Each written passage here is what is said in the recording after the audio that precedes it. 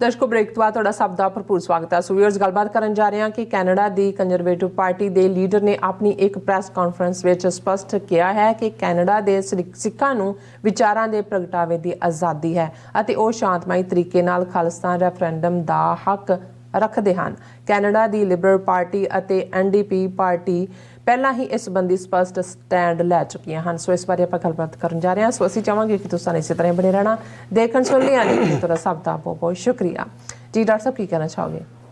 ਦੇਖੋ, ਜਦੋਂ ਅਸੀਂ ਅੱਜ ਕੱਲ੍ਹ ਉਹ ਪ੍ਰਾਈਮ ਮਿਨਿਸਟਰ ਮੋਦੀ ਹੋਏ ਜਾਂ ਹੋਮ ਮਿਨਿਸਟਰ ਅਮਿਤ ਸ਼ਾਹ ਹੋਏ, ਉਹ ਇਹ ਬਿਆਨਬਾਜ਼ੀ ਕਰ ਰਹੇ ਨੇ ਕਿ ਜੀ ਐਨਮੀ ਮੁਲਕ ਭਾਰਤ ਦੀ ਜਿਹੜੀ ਹੈ ਏਕਤਾ ਅਖੰਡਤਾ ਨੂੰ ਤੋੜਨਾ ਚਾਹੁੰਦੇ ਨੇ, ਇੰਡੀਆ ਨੂੰ ਡਿਵਾਈਡ ਕਰਨਾ ਚਾਹੁੰਦੇ ਨੇ।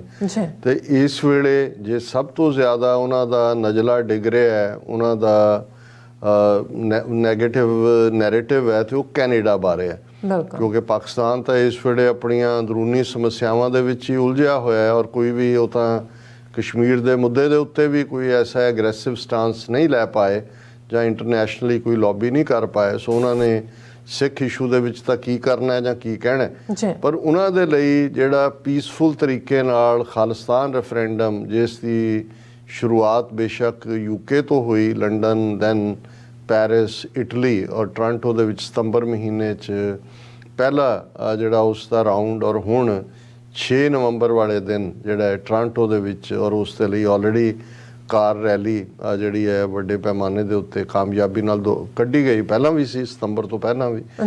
ਔਰ ਸਾਨੂੰ ਇੱਕ ਦੋ ਵੀਰਾਂ ਨੇ ਲਿਖਿਆ ਵੀ ਤੁਸੀਂ ਵੀ ਆ ਕੇ ਸ਼ਮੂਲੀਅਤ ਕਰੋ, ਪਰ ਅਸੀਂ ਕਿਉਂਕਿ 6 ਨਵੰਬਰ ਦਾ ਹੀ ਦਿਨ ਹੈ ਜਿਸ ਦਿਨ ਯੂਬਾ ਸਿਟੀ 'ਚ ਵੱਡਾ ਇਕੱਠ ਹੁੰਦਾ ਹੈ, ਜਿਹਦੇ 'ਚ ਵੀ ਆਪਣਾ ਮੈਸੇਜ ਦੇਣਾ ਜ਼ਰੂਰੀ ਹੁੰਦਾ ਹੈ। ਲੇਕਿਨ ਅਸੀਂ ਜਿਹੜਾ ਹੈ ਉਹ ਪੂਰੀ ਤਰ੍ਹਾਂ ਬਿਨਾਂ ਵਿਦਾਊਟ ਐਨੀ ਇਫਸ ਐਂਡ ਬਟਸ ਅਸੀਂ ਇਹ ਸਾਰੇ ਨੂੰ ਜਿਹੜਾ ਆਪਣੀ ਸਪੋਰਟ ਦਿੱਤੀ ਹੋਈ ਹੈ। ਔਰ ਸਾਡੀਆਂ ਜਿਹੜੀਆਂ ਨੇ ਪੂਰੀਆਂ ਇਹਨਾਂ ਸਾਰੇ ਪੀਰੀਅਡ ਦੇ ਵਿੱਚ ਵੀ ਜਦੋਂ ਵੀ ਕੋਈ ਖਬਰ ਇਸ ਨਾਲ ਰਿਲੇਟਡ ਹੁੰਦੀ ਹੈ, ਔਰ ਮੈਨੂੰ ਇਹ ਹਮੇਸ਼ਾ ਲੱਗਦਾ ਹੁੰਦਾ ਕਿ ਵੀ ਬੇਸ਼ੱਕ ਹਰ ਥਾਂ ਦੇ ਉੱਤੇ ਹਰ ਕੋਈ ਆਪੋ ਆਪਣੇ ਤਰੀਕੇ ਦੇ ਨਾਲ ਕੌਮੀ ਆਜ਼ਾਦੀ ਦੀ ਗੱਲ ਕਰਦਾ, ਪਰ ਇਸ ਵੇਲੇ ਜਿਹੜਾ ਪ੍ਰੈਸ਼ਰ ਇੰਡੀਅਨ ਗਵਰਨਮੈਂਟ ਦੇ ਉੱਤੇ ਖਾਸ ਤੌਰ 'ਤੇ ਕੈਨੇਡਾ ਦੇ ਹਵਾਲੇ ਨਾਲ ਬਿਲਟ ਹੈ, ਤੁਸੀਂ ਉਹ ਰਿਐਕਸ਼ਨ ਦੇਖ ਸਕਦੇ ਹੋ ਕਿ ਕਿਵੇਂ ਉਹਨਾਂ ਨੇ ਪਹਿਲਾਂ ਡਿਪਲੋਮੈਟਿਕ ਪ੍ਰੋਟੈਸਟ ਕੀਤਾ, ਫਿਰ ਪ੍ਰੈਸ ਕਾਨਫਰੰਸ 'ਚ ਜ਼ਹਿਰ ਉਗਲਿਆ ਉਹਨਾਂ ਦੇ ਫੋਰਨ ਮਿਨਿਸਟਰੀ ਦੇ ਸਪੋਕਸਮੈਨ ਨੇ, ਫਿਰ ਉਹਨਾਂ ਦਾ ਫੋਰਨ ਮਿਨਿਸਟਰ ਆਸਟ੍ਰੇਲੀਆ ਦੇ ਦੌਰੇ ਵੇਲੇ S Jai Shankar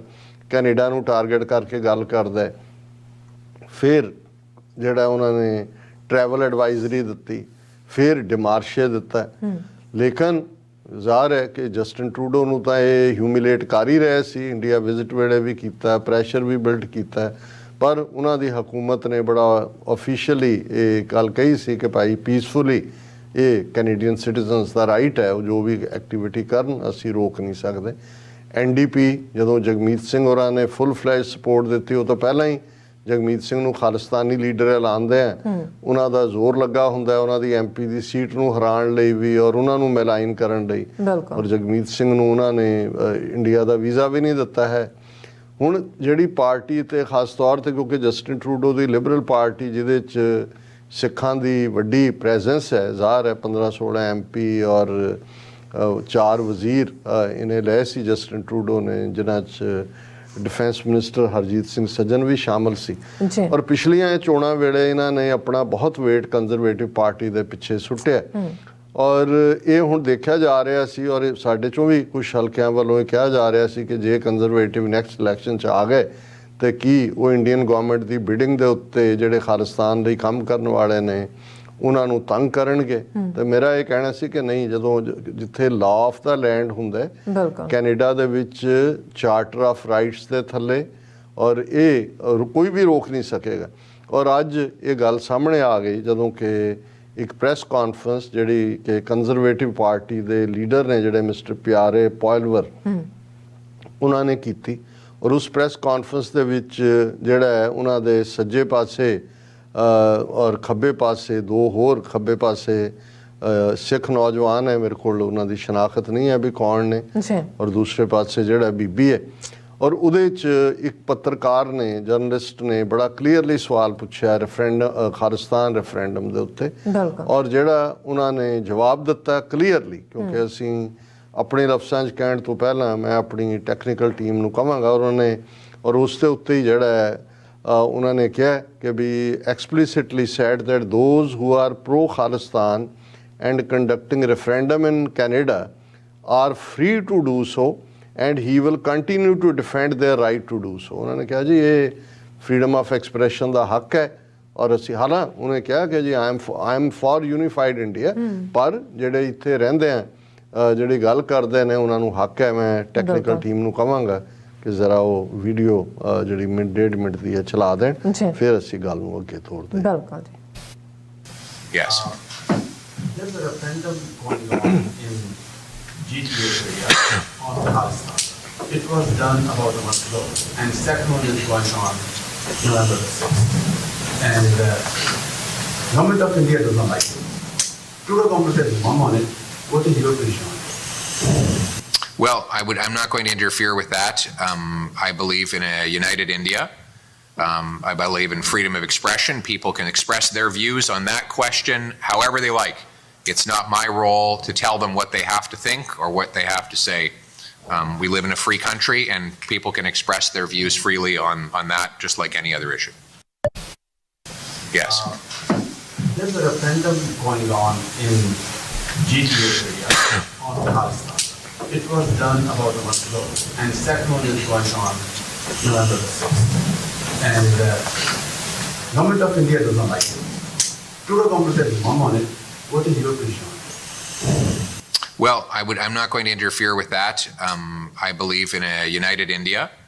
I believe in freedom of expression. People can express their views on that question however they like. It's not my role to tell them what they have to think or what they have to say. We live in a free country and people can express their views freely on that just like any other issue.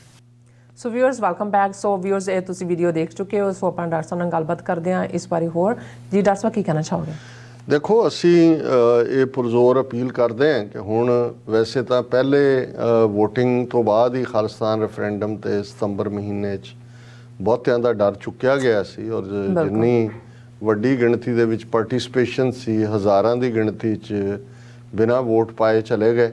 ਸੋ ਮੇਰਾ ਖਿਆਲ ਹੈ ਵੀ ਹੁਣ ਜਿਹੜਾ ਇੱਕ fear ਸੀ ਕਿ ਜੇ conservative party ਆ ਗਈ ਤੇ ਉਹ ਕੀ ਕਰੇਗੀ, ਉਹ ਫੀਅਰ ਵੀ ਹੁਣ ਨਹੀਂ ਹੋਣਾ ਚਾਹੀਦਾ। ਔਰ ਅਸੀਂ ਇਹ ਜ਼ੋਰਦਾਰ ਅਪੀਲ ਕਰਦੇ ਹਾਂ ਕਿ 6 ਨਵੰਬਰ ਦੇ ਖਾਲਿਸਤਾਨ ਰੈਫਰੈਂਡਮ ਦੇ ਵਿੱਚ ਖੂਬ ਜ਼ੋਰ ਸ਼ੋਰ ਨਾਲ ਵੱਧ ਚੜ੍ਹ ਕੇ ਜਿਹੜਾ ਹੈ ਉਹ ਵੋਟਾਂ 'ਚ ਹਿੱਸਾ ਲਓ ਔਰ ਖ਼ਾਸ ਤੌਰ 'ਤੇ ਇੰਟਰਨੈਸ਼ਨਲ ਸਟੂਡੈਂਟਸ ਜਿਹੜੇ ਨੇ ਜਿਨ੍ਹਾਂ ਨੂੰ ਚੇਚਾ ਇਹਨਾਂ ਨੇ ਐਡਵਾਈਜ਼ਰੀ ਦੇ ਨਾਂ ਥੱਲੇ ਇਨਫੈਕਟ ਡਰਾਉਣ ਦੀ ਕੋਸ਼ਿਸ਼ ਕੀਤੀ, ਉਹ ਵੀ ਆਪਣਾ ਇਹ ਉਹਨਾਂ ਨੂੰ ਜਵਾਬ ਦੇਣ ਕਿ ਭਾਈ ਜਦੋਂ ਕੌਮ ਇਸ ਰਸਤੇ 'ਤੇ ਤੁਰ ਪੈਂਦੀ ਹੈ ਤੇ ਫਿਰ ਕੋਈ ਵੀ ਖੌਫ ਡਰ ਬੇੜੀਆਂ ਹੱਥਕੜੀਆਂ ਉਹ ਆਜ਼ਾਦੀ ਦੇ ਪਰਵਾਨਿਆਂ ਨੂੰ ਰੋਕ ਨਹੀਂ ਸਕਦੀਆਂ।